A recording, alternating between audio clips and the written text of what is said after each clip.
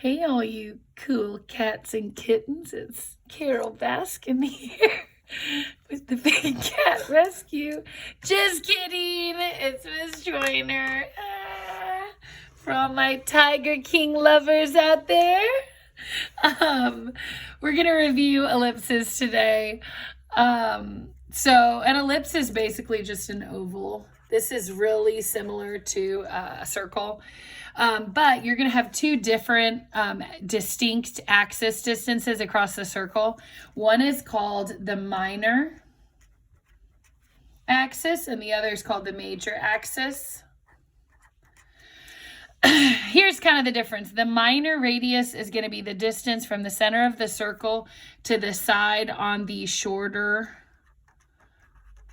axis, and then the major is going to be the distance from the center to the side on the longer axis. So let's just kind of really briefly break down this equation. This should not be super hard, very similar to circles. So your center is still going to be HK. Okay, and then notice that your H and your K are both coming from right here. Now, just like last time, okay, these are each going to be the opposite of the number in the parentheses, okay, just like with the circles. Okay, here's the big difference though. Last time for a circle, let me go ahead and just write the equation over here. So this is for an ellipse, which remember we said is an oval. Okay, for a circle, the formula was this: x minus h squared, y minus k squared equals r squared. So this number here would tell me the radius. Okay, but you'll notice that on my ellipse equation, the number over here is always a 1. So the reason that is that I have two different radiuses. One of them is here, and one of them is here. So A is going to represent the horizontal radius, and then B is going to represent the vertical radius. Now, here's the easy way for you to remember that. Okay, horizontal is side to side, just like X. Vertical is up and down, just like Y. So the number that's under the X tells you kind of like the X radius. And then the number that's under Y is going to tell you kind of like your Y radius. Okay, so let's take a look at number 1. And actually, I want to do number 2 first, then we'll come back to number 1. So first thing I'm looking for is my center. So I see here that I have a -2 and a +3. So I know I'm going to take the opposite of those, which means it's going to be a +2 and a -3. So 2, -3, boom, right there. Second thing that I'm going to do is I'm going to look at the two numbers on the bottom and I'm going to see which one is bigger. Now, notice 49 is bigger and it is with X. So X is the major axis. And then if 49 is the number on the bottom, I need to take the square root of that number to know my horizontal radius. So if it's a 49, the square root of 49 is 7. So what that means is I'm going to come down to my circle, and on the x-axis, I'm going to count 7.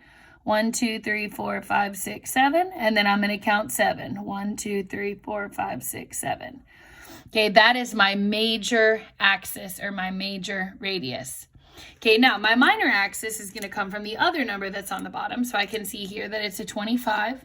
25 is smaller, and the square root of 25 gives me 5. So that means from my center, I'm going to count up 1, 2, 3, 4, 5. And then I'm going to count down 1, 2, 3, 4, 5. And then I can draw my ellipse. And I'm done.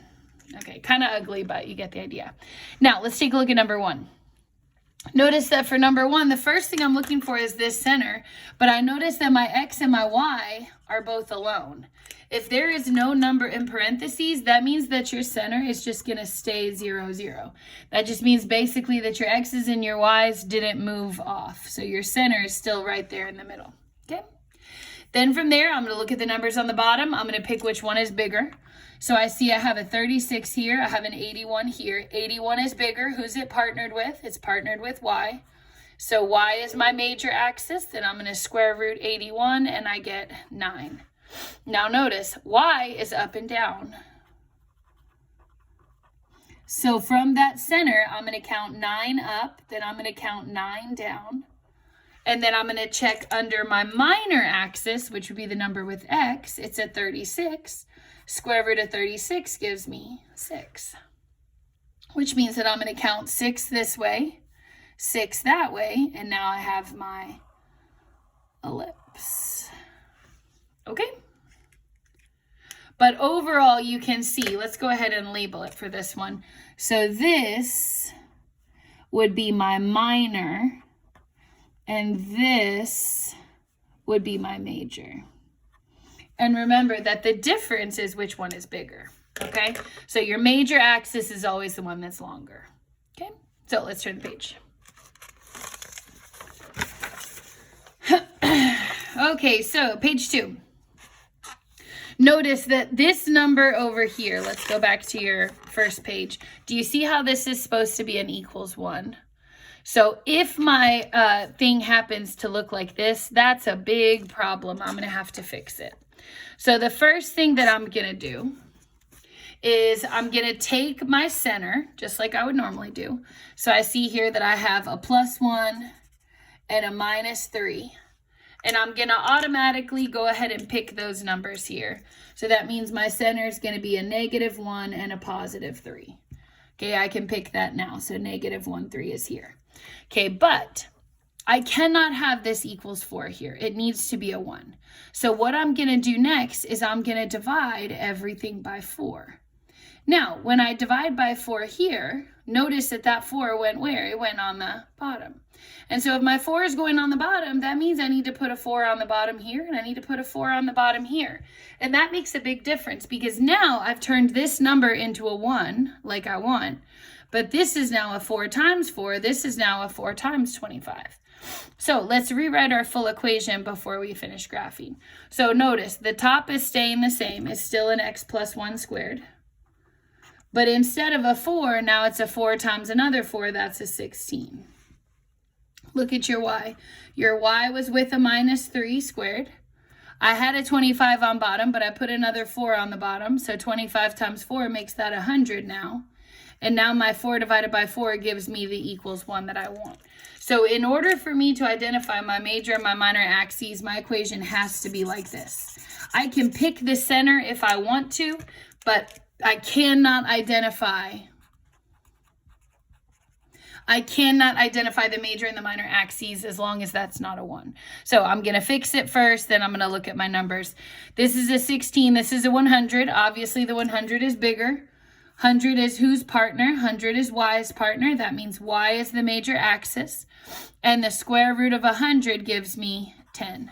So that means that I'm going to start at 3 and I'm going to count up 10. So 1, 2, 3, 4, 5, 6, 7, 8, 9, 10. Just pretend. And then I'm going to count down 1, 2, 3, 4, 5, 6, 7, 8, 9, 10. Right there. Okay, then I'm going to look for my minor axis. See that I have a 16 on the bottom here. Okay, that's my x. And notice, how do I know it's my x? Because that's what it's underneath. And then the square root of 16 gives me a 4. Which means I'm going to go back to my center, count 1, 2, 3, 4, count 1, 2, 3, 4, and then I'm ready to draw my ellipse. Okay? All right, take a look at number 4. So first thing I'm looking for is my center. I see a -1 here and then a y by itself. So the -1 is going to tell me that my x should really be a +1, but if my y is alone, that tells me it stays a 0. So -1 turns to a +1, y is by itself, tells me that it's a 0. So 1, 0, boom, right there. There's my center. Okay, then I look at this 3, not going to work. I got to fix it. So remember, the way that I fix that is I'm going to divide by 3, and then I have to put a 3 on bottom for both of those guys. So let's rewrite the equation so that it's in the correct form for me to identify my major and minor axis. So I have x minus 1 squared on top. That stays the same. Notice that's coming from right here. But then it was a 12, but now 12 times 3, that's a 36 now. Then I have my y squared by itself. And then this was a 3, but now that I put another 3 down there, it's a 9. And then equals 3 divided by 3 here is a 1. And now I can identify those major and minor axes. So I look at the numbers on the bottom. I have a 36 and a 9. Which one's bigger? Okay, obviously 36 is bigger. That makes it major, and the major is the x-axis. And then my A is going to be a 6, which tells me on the x-axis direction, I'm going to count 6. So I'm going to count 6 this way. Then I'm going to count 6 this way. So I can actually count it out like 1, 2, 3, 4, 5, 6. Okay. Then I need my minor axis. So I'm going to look back at my equation. Remember, this one's a 9. So the square root of 9 is 3, and that's my vertical or y-axis to be minor. So I'm going to count up 3, 1, 2, 3, oops, 1, 2, 3 right there. And then I'm ready to sketch my oval. Okay. All right, last 2 questions. Take a look. So number 5, what you should notice is I can still identify my center just like on the last 2. I have a -2 here. I have a -5 here. Okay, so I automatically know that my center is going to be a +2 and a +5. 2, 5 is here. But then in order for me to find my major and minor axes, this must be a 1. Okay, needs to be equal 1. So if it's equal 36, that's a big problem. So what I'm going to do is I'm going to divide each one of these by 36. Okay, just like last time. Now, what's 36 divided by 36 here? Okay, obviously 36 divided by 36 is a 1. So I'm going to do it down here at the bottom. So this is now a 1 equals 1. Okay, let's look at the other 2 numbers. So for this one, I had an x -2 squared over. And now look, it's not just a 36 on the bottom. Okay, I'm going to use a graphing calculator here, and then I'll show you how to do it on the phone. But if I do 4 divided by 36, can you see that? Okay, 4 divided by 36. Let me turn this light on and see if it helps. Okay, I know a lot of y'all don't have calculators. That's why I'm going to do it for you on here.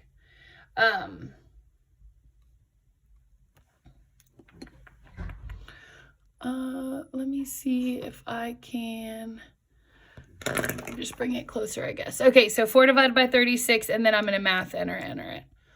Okay, so see how that's a 1 over 9? What that means is my number on the bottom should just be a 9. Okay, so I'm going to put my little 9 here. Then I'm going to go to my second term. See, I have a y -5 squared on top. Okay, but then I already had a 9 here, and I divided it by 36. So I'm going to put that in the calculator. 9 divided by 36. Okay, math, enter, just like last time to try and see that fraction. 9 over 36 turns into 1 over 4. So I'm going to put a 4 on the bottom. Now, keep in mind, I don't have to put the 1 on top because the 1 would just be here. And remember, whenever 1's in front of something, you can just kind of leave it off. So that tells me that out of these 2 numbers, which one's bigger? I can see that 9 is bigger. That's my major axis under x. And the square root of 9 is 3. So I'm going to count 3 to the side, 3 to the other side. Then I'm going to go to my minor axis, which will be y. And then I see that 4 is my number. Square root of 4 is 2. So I'm going to count up 2 and then down 2. And then there's my ellipse. Okay. All right. One more left like that. So take a look at it. I can identify my center again, just like last time. I have a -2 here. I have a -5 here. So that's going to make it a +2, 5. So we'll say 2, 5 is right there. Okay, that part's easy. But then when I notice this is a 28, uh-oh, that's a problem. We got to fix it. So we're going to divide by 28, divide by 28, divide by 28. Now remember, 28 divided by 28, what does that give me? Well, 28 divided by 28 is an equals 1. And now I'm coming over here to this guy. So I have an x -2 squared. And then I come to my numbers in the front here. Look, I divided by 28, but I already had a 28. So just like over here, what's 28 divided by 28? That's just a 1 on the bottom. Now, do I have to put the 1 on the bottom. No, if you want to leave it off, that's fine. Okay, but I'm going to leave it there so that I remember that that still has a number there. Okay. Then over here, I have 7 over 28. So I'm going to use my calculator for this. 7 divided by 28. Then I'm going to do math, enter. Okay, and that gives me 1 over 4. So my y minus 5 here squared is going to be a 1 that I'm not going to put over 4. Now, if you don't have a calculator on your phone, what you can do is just divide the bottom number by the top number and then put that number on the bottom. So for example, if I wanted to do this one, I could just do 28 divided by 4 or divided by 7. I'd still get 4. I'd know to put that 4 here in the equation. Okay, same thing on this other one that I did where I had like 4 over 36. Just divide it upside down on your phone, 36 divided by 4, and it'll tell you to put a 9 on the bottom. So if you basically just divide the fraction upside down, it'll tell you what number to put here. Same thing here. Okay, I can't do 9 divided by 36 on the phone and get a fraction, but I can do 36 divided by 9, and then it'll still tell me to put a 4. I just have to remember that if I divide it upside down on my phone, I have to put the number on the bottom that I get as the answer. Okay. All right, so from here, we need to identify our axes. So I have a 1 versus a 4. Which one's bigger? Hopefully we know the 4. That means that 4 is with y. That's my major axis. And then the square root of 4 is 2. So I'm going to count up 2. I'm going to count down 2. Okay, then the other direction. This is my minor axis because 1 is smaller. Okay, square root of 1 is still 1, and that's in the x direction. So I'm going to go 1 to the side, 1 to the side, and whoop, there is your ellipse. Okay, good job. So for today, you are doing the homework 7A. Goes right along with these notes. If you have any questions, just hop on Remind 101, ask me a question, hop on office hours. You have the Zoom code. I love to help, okay?